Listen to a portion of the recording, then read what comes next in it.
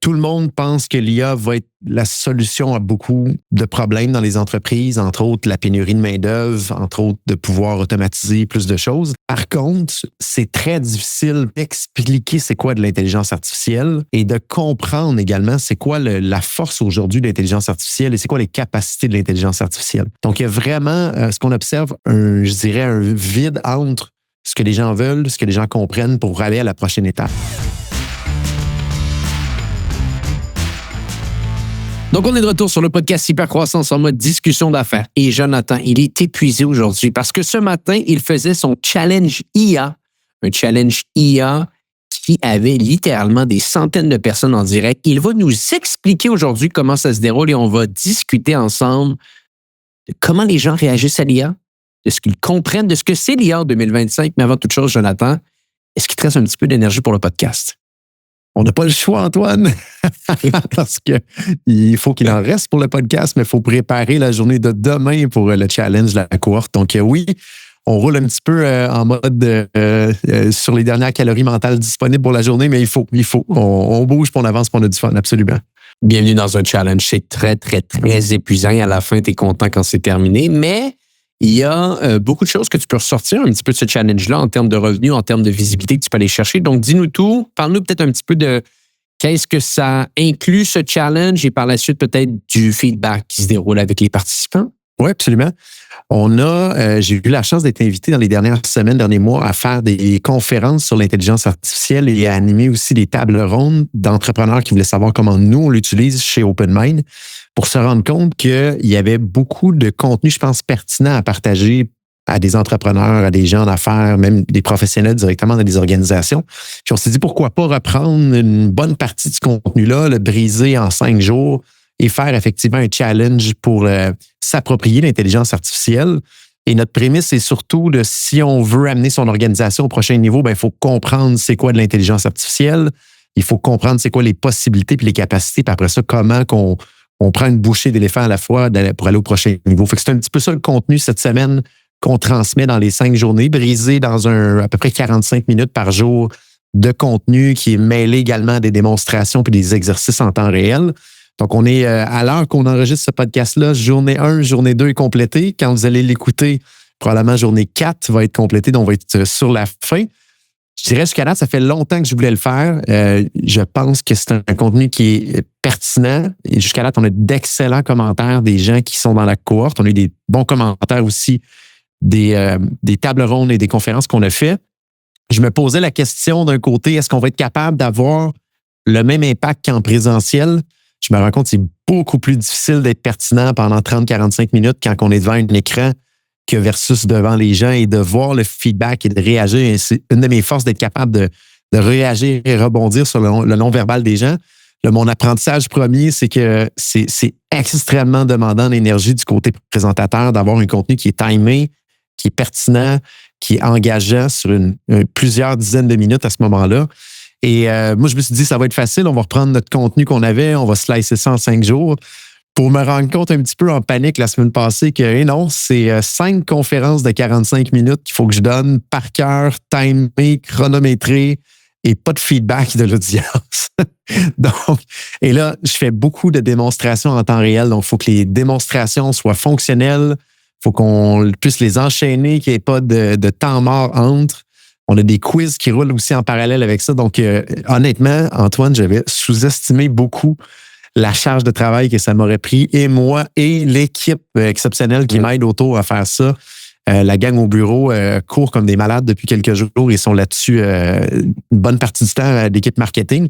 Je pense qu'on est content du contenu jusqu'à date. On a eu beaucoup de problèmes techniques hier avec Microsoft, avec Teams. Ça a été, honnêtement, une chance, je l'avais mentionné, que dans les présentations, il y a toujours la loi de Murphy, ce qui ne doit pas arriver va arriver. Et on a eu 3 coupures majeures de Microsoft Teams dans la présentation en temps réel, chose que j'ai jamais vue. Et ce matin, tout est correct. Donc voilà, j'espère que le reste de la semaine n'aura pas trop de problèmes techniques. Mais je pense qu'on est content et on est fiers du contenu. On risque fort probablement de rerouler ces challenges-là au mois d'août et en septembre. Donc, si jamais ça vous parle, n'hésitez pas à nous faire signe. Et on ramasse également les commentaires des gens qui sont dans la cohorte à l'heure actuelle pour toujours améliorer le contenu. Donc, si vous faites partie de la cohorte actuelle, N'hésitez pas de nous donner la brutale vérité de comment vous avez trouvé ça, qu'est-ce que vous avez aimé, qu'est-ce que vous voudrez qu'on améliore pour continuellement à pousser le contenu à un autre niveau. Donc voilà, on en est où sur le challenge, la cohorte IA du côté d'OpenMind? C'est épuisant un challenge. Hein? Nous, on en fait environ 4 par année. On n'en a pas fait cette année, je pense encore. Peut-être on en a fait un, je ne sais pas. Mais ouais, c'est épuisant. Puis, écoute, effectivement, c'est 5 conférences. Mais bon, il y a un art, il y a une science un petit peu derrière ça que j'imagine à travers le temps, tu vas apprendre puis tu vas pouvoir mettre à ta sauce. Le premier, c'est le plus compliqué. Puis par la suite, quand tu connais la recette, tu es capable d'enchaîner derrière. Là. C'est ce qu'on espère parce que la semaine passée, on a par exemple testé plusieurs plateformes pour être capable de pousser le contenu puis d'interagir avec la communauté. On se dirigeait vers Facebook pour le faire. On a eu des limitations en le testant. Fait que là, encore là, on est encore en train de découvrir les meilleurs outils, les limitations. Donc, c'est un challenge autant du contenu, de timer le contenu, de le livrer, mais en plus des outils technologiques qui viennent avec et de garder le fil conducteur à travers tout ça. Donc, je pense qu'on en a beaucoup à apprendre de votre expérience jusqu'à la date que vous avez fait, Antoine. Ben écoute, au moins, dis-moi, là, qu'est-ce qui se déroule? Qu'est-ce que les gens pensent du challenge? Est-ce que les gens savent c'est quoi l'IA? Est-ce que les gens ont déjà entendu parler de ChatGPT? Est-ce que c'est nouveau pour eux? Mais c'est intéressant. 2 constats rapides que je vois jusqu'à présent, et c'est pas mal le même constat que j'ai pu observer en donnant des conférences et en animant des tables rondes. Tout le monde pense que l'IA va être la solution à beaucoup de problèmes dans les entreprises, entre autres la pénurie de main-d'œuvre, entre autres de pouvoir automatiser plus de choses. Par contre, d'un côté, c'est très difficile pour monsieur, madame, tout le monde ou un entrepreneur régulier d'expliquer c'est quoi de l'intelligence artificielle et de comprendre également c'est quoi la force aujourd'hui de l'intelligence artificielle et c'est quoi les capacités de l'intelligence artificielle. Donc, il y a vraiment, ce qu'on observe, je dirais, un vide entre ce que les gens veulent, ce que les gens comprennent pour aller à la prochaine étape. Donc, je pense qu'on a trouvé une certaine manière d'exprimer c'est quoi de l'intelligence artificielle un peu plus compréhensible. Et c'était une des frustrations que j'avais beaucoup en allant voir des conférences, c'est que j'avais jamais réussi à trouver une définition qui est simple, qui est compréhensible et qui est rattachable à quelque chose que l'humain est capable de comprendre. Et c'est ce qu'on a réussi, je pense, un petit peu à pousser jusqu'à date. Du moins, ceux qui sont sur la cohorte, vous me confirmez jusqu'à date si on a réussi à le faire. Je pourrais peut-être le partager dans le podcast aussi, Antoine, si jamais ça peut être pertinent.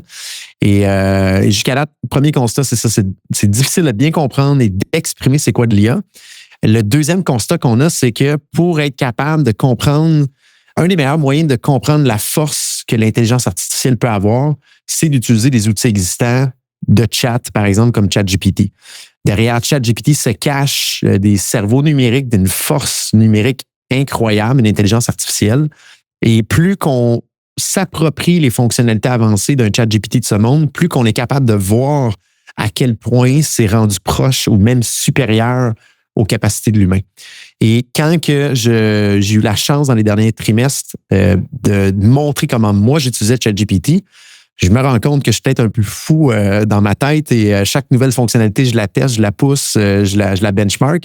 Ce qui fait qu'à travers le temps, je pense que j'ai une certaine facilité à démontrer c'est quoi les fonctionnalités. Et en regardant avec d'autres, je me rends compte que il y a beaucoup de fonctionnalités qui sont méconnues ou sous-utilisées dans ChatGPT.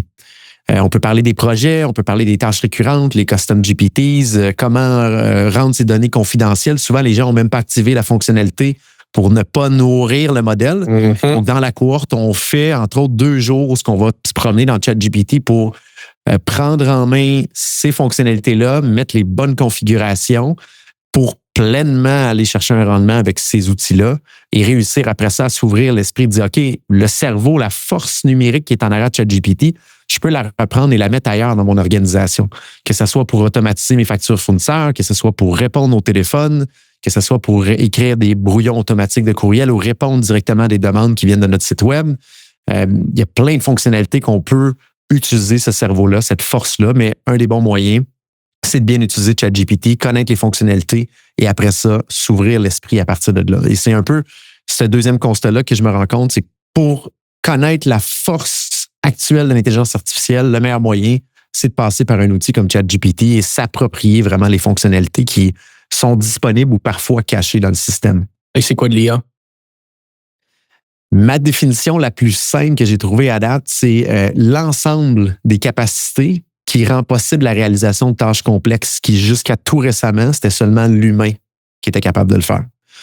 Et ce qu'on a fait chez OpenMind, c'est qu'on a pris les capacités cognitives d'un humain, on l'a divisé en 16 catégories, et dans la cohorte, on exprime c'est quoi ces 16 catégories-là de capacités cognitives. Donc, par exemple, de converser comme un humain.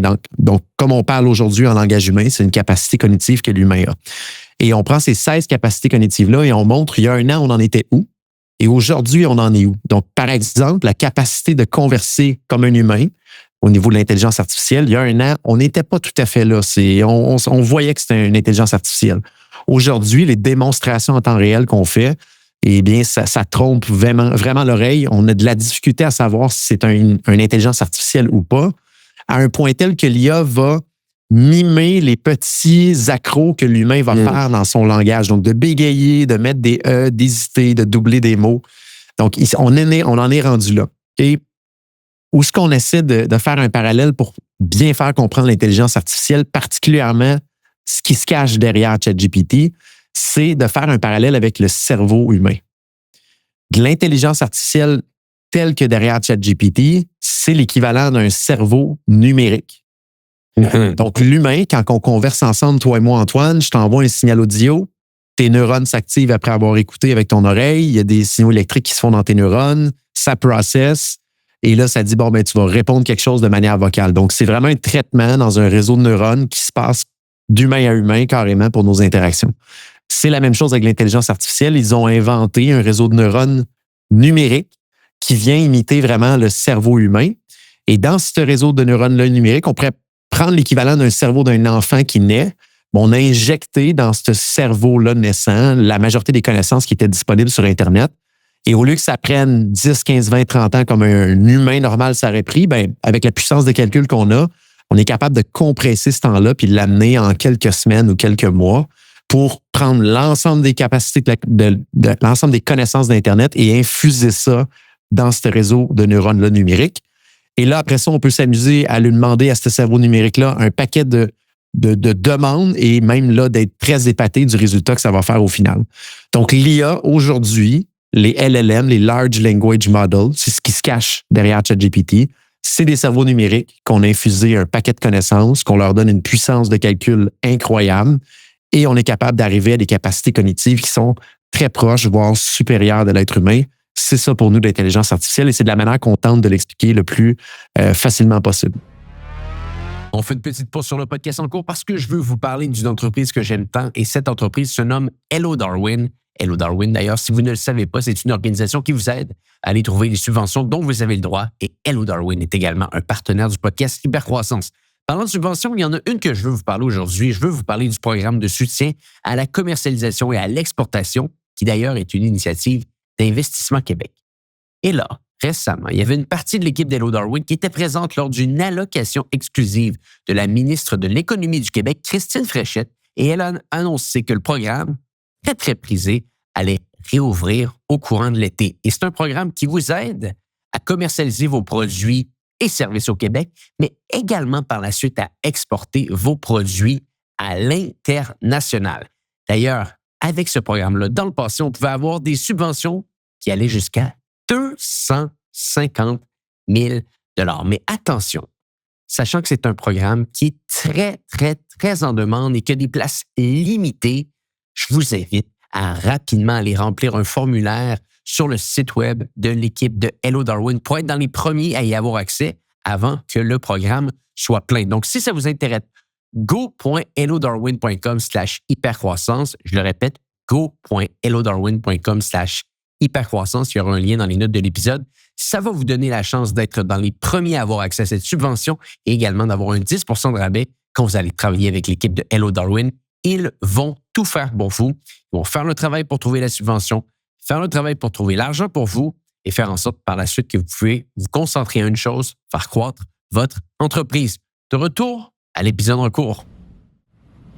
Écoute, j'aurais pas été tellement loin de cette définition-là. Hein? Peut-être pas aussi bien expliqué, pas avec une voix mielleuse comme tu es capable de le faire avec notre audience, mais pas tellement loin. J'aurais dit, tu sais quoi, une intelligence artificielle à court terme, dans la manière qu'on conçoit, qu'on le connaît et avec quoi on interagit, J'aurais eu tendance à dire que c'est un cerveau avec une mémoire infinie.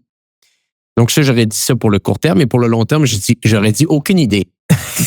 Et je m'aurais arrêté ici parce que je pense qu'on n'est même pas capable, toi et moi, de comprendre exactement ce que ça va être dans 5 à 10 ans, l'intelligence artificielle comme on la connaît. Ça va être intégré dans de la robotique, ça va être intégré dans une dynamique physique et pas simplement virtuelle ou dans des chats. Et je pense que ça va être dans un endroit totalement différent de ce qu'on comprend aujourd'hui. Donc, je pense qu'on peut peut-être se mouiller à court terme sur ce que c'est. Sur le long terme, je ne m'aventurerai pas sur ce chemin. J'amènerais peut-être une définition un peu plus loin parce qu'on entend beaucoup que 2025 est l'année des agents IA. Et là, ça devient encore plus complexe. Là, on saigne tout du nez quand on entend c'est quoi un agent IA. Puis c'est difficile de le matérialiser dans notre tête, c'est quoi. Et j'apporterai peut-être juste la définition que tu me diras, Antoine, si tu avais une définition différente là-dessus. Un agent IA, c'est simplement un cerveau numérique auquel on lui donne accès à une mémoire, des outils et des données. Et on lui demande des choses et lui-même va prendre la décision d'utiliser quel outil et d'aller où dans la mémoire et également d'aller chercher quelles données au final. Donc, c'est un agent IA, c'est un cerveau numérique qu'on lui donne 3 choses, des outils, des données, de la mémoire et on lui permet de faire des actions de sa propre autonomie. Pareil comme si on demanderait à un humain. Et c'est là, Antoine, comme tu dis, c'est intéressant devant nous, c'est que l'avenir des agents IA devant nous autres passe beaucoup par ça va prendre le contrôle de nos ordinateurs. On le voit déjà avec Operator puis Manus AI. Ils sont capables de prendre le contrôle de notre navigateur et faire des actions à notre place comme si c'était un humain qui contrôlait. Mais ça va débouler absolument dans la réalité physique dans laquelle on est par des robots, que ce soit sur des chaînes de production, que ce soit à la maison. Donc, des autos. Exactement, des autos. Donc, on a l'intelligence artificielle elle-même qui est un cerveau, mais le cerveau, après, on peut lui donner des outils en format numérique, mais on peut lui donner aussi des outils en format physique par un robot qui pourrait être incarné. Ça pourrait être une voiture, comme tu dis, Antoine. Donc, Tesla qui se promène avec une capacité on le voit, le robot taxi de Tesla qui commence à bouger quand même beaucoup. C'est un agent IA qui a accès, dans le fond, à contrôler un véhicule. C'est carrément ça. Donc, derrière ça se cache un cerveau numérique qui prend contrôle et qui réfléchit pas mal similaire à un humain. Là. Et je pense que si les gens veulent comprendre littéralement comment un agent IA fonctionne dans un domaine virtuel, la meilleure manière de le faire, c'est juste d'aller sur ChatGPT et de lancer ce qu'on appelle une deep research. Je pense que c'est le meilleur exemple d'un agent simple que tu es capable de voir en action, c'est-à-dire tu lui donnes une tâche et là, qu'est-ce qu'il fait? Donc, on va dire, va enquêter sur Jonathan Léveillé. Je veux que tu me sors tout ce qu'il a fait dans sa vie sur Internet. Et là, par la suite, il part sur 10-15 minutes, il va trouver tous les articles, tout ce qui s'est déroulé sur Jonathan Léveillé à travers le temps. Et 10-15 minutes plus tard, 5 minutes plus tard peut-être, il te revient avec un compte-rendu de ce qu'il a trouvé. Il a terminé sa tâche. Et là, par la suite, son mandat est terminé. Et c'est à petite échelle ce qui est en train de se mettre en place avec des agents sur des tâches qui sont plus complexes, sur des intégrations des logiciels, des fois qui sont beaucoup plus sophistiqués.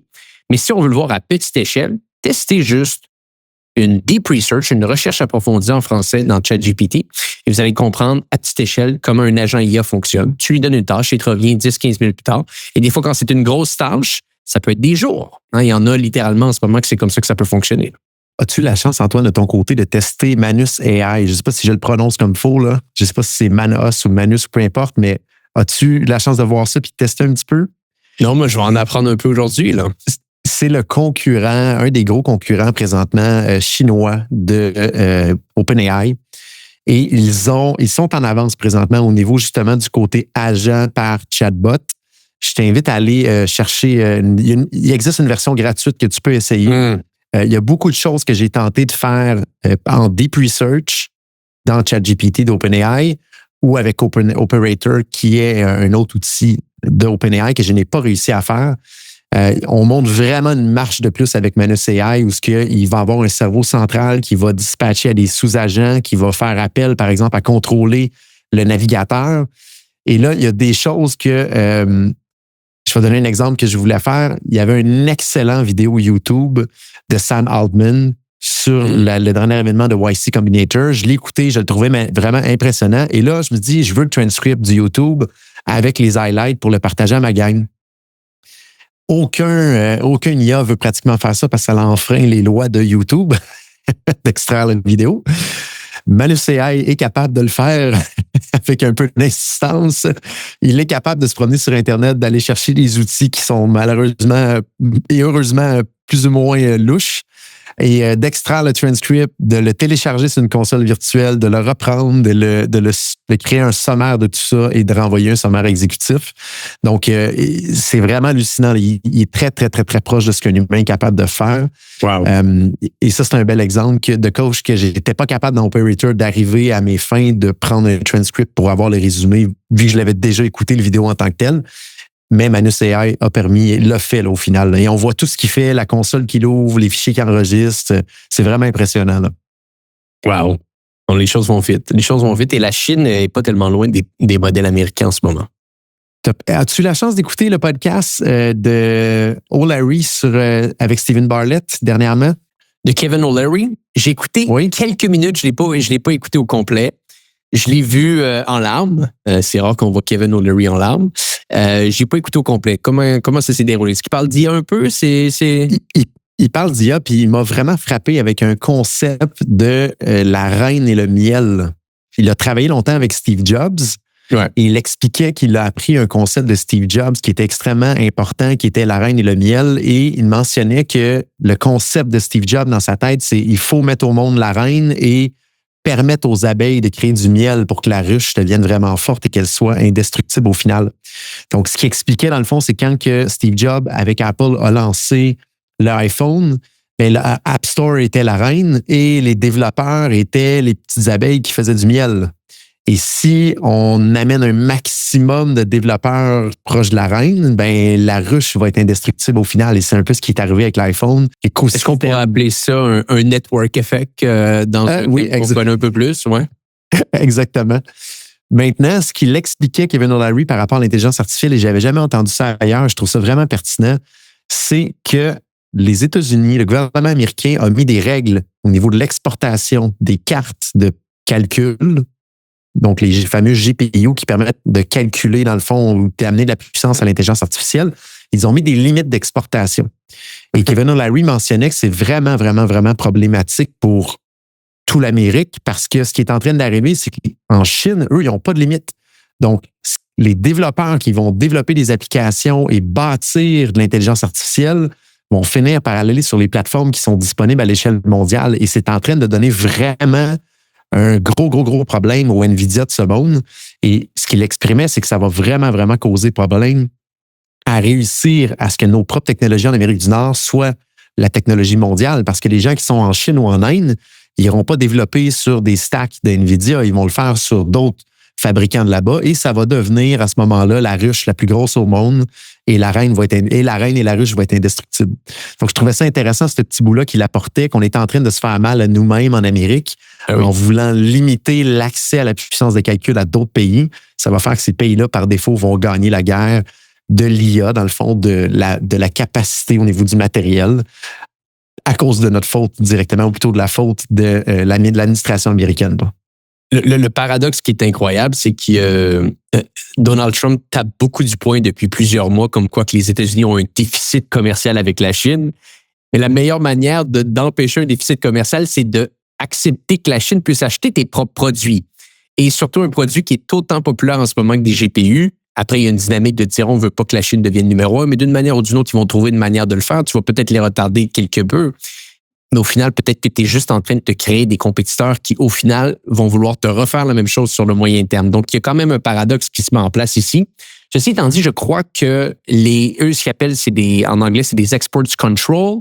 Donc, un contrôle sur les exportations. Je crois que c'est uniquement en Chine. Est-ce que je me trompe en ce moment? Parce que ils invitent la majeure partie des gens et, je veux dire, NVIDIA est capable de vendre des produits un petit peu partout, mais je pense que c'est en Chine qu'il y a une limite d'exportation au moment où on se parle. Est-ce que je me trompe? Je ne sais pas si c'est juste la Chine qui est visée par ça, mais j'aurais tendance à dire oui, selon ce que j'ai entendu et j'ai vu dans les nouvelles, ça semble être seulement la Chine qui est visée.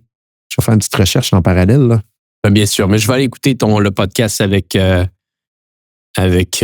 Kevin O'Leary. Je le recommande parce qu'on entend vraiment du fond du cœur c'était quoi travailler avec Steve Jobs, c'était quoi les forces de Steve Jobs et qu'est-ce qui fait que les Steve Jobs et Elon Musk ont accompli autant de choses dans leur vie, mais également le côté négatif qui vient avec ça. J'enlèverai pas les punchs, je vous laisse l'écouter. Mais très, très, très bon podcast, du moins qui m'a brassé un petit peu, je vous dirais, dans les dernières journées. Ça faisait longtemps que j'avais pas eu un podcast qui m'avait rentré dedans. OK. Donc, je le recommande fortement. Sur ma liste de lecture. Exactement.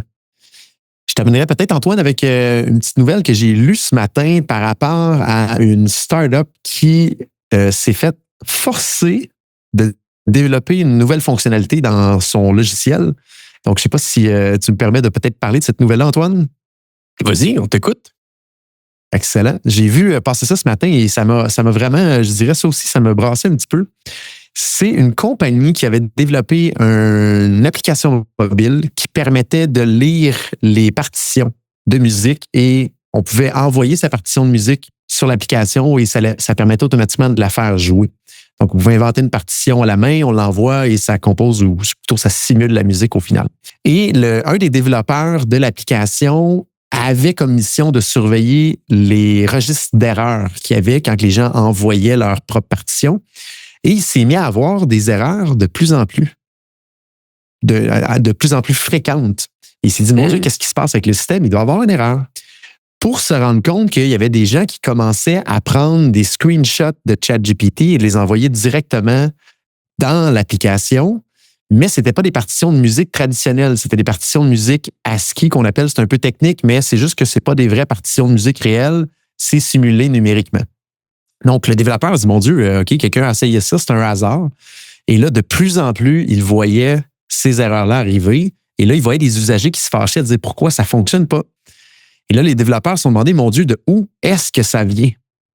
Pour se rendre compte, en discutant avec des usagers, que ChatGPT avait inventé que c'était possible dans cette application-là de prendre un screenshot de ChatGPT avec des tablatures ASCII et de l'envoyer dans le système.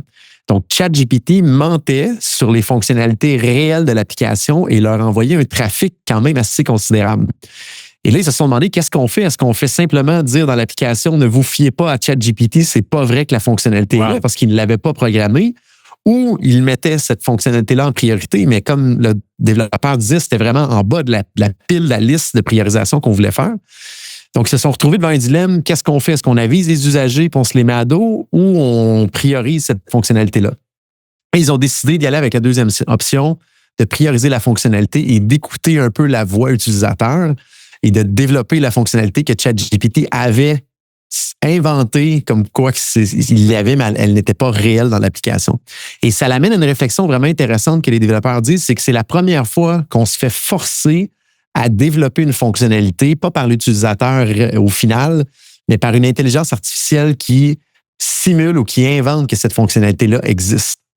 Et pourquoi je vais vous amener cet exemple-là, c'est que ça risque d'arriver de plus en plus dans nos organisations où ce qu'on va recevoir des potentiels clients ou du potentiel trafic dans nos commerces et nos entreprises pour des demandes qu'on ne fait pas, mais que ChatGPT pense que l'on fait.